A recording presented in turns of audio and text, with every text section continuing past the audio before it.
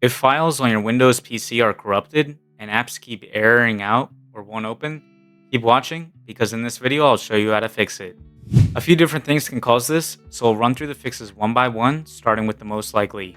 The first thing we need to do, right click the Start menu and select Terminal Admin. Then click Yes. Now type SFC /scannow and press Enter. This scans your protected system files and swaps any corrupted ones for a clean copy. Just wait while it runs. This can take up to 15 minutes, and try not to use your PC while it works. It should say it found corrupted files and repaired them. That fixes this in most cases, but if it says it couldn't repair everything, then here's what's next. The next thing is to repair the component store that SFC pulls those clean copies from. In the same window, type DISM/online/cleanup-image/RestoreHealth, exactly as shown, and press Enter. This one needs internet, since it downloads fresh files from Windows Update. It can take 15 minutes to an hour, and it may look frozen partway through, but that's normal, so let it finish. If you're offline or Windows Update is broken, you can point it at a Windows install file with /source, and I'll include a link in the description.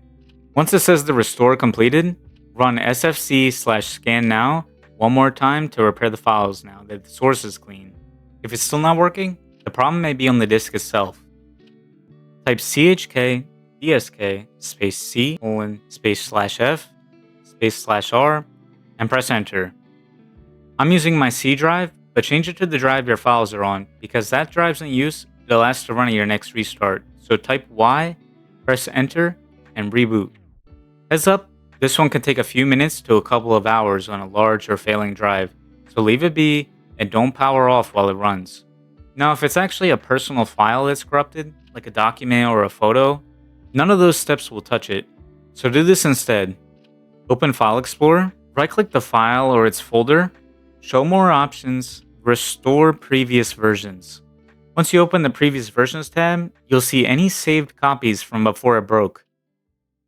Before you hit restore, know that it overwrites the current file, so pick a version from before the corruption or use restore to save a copy somewhere else first.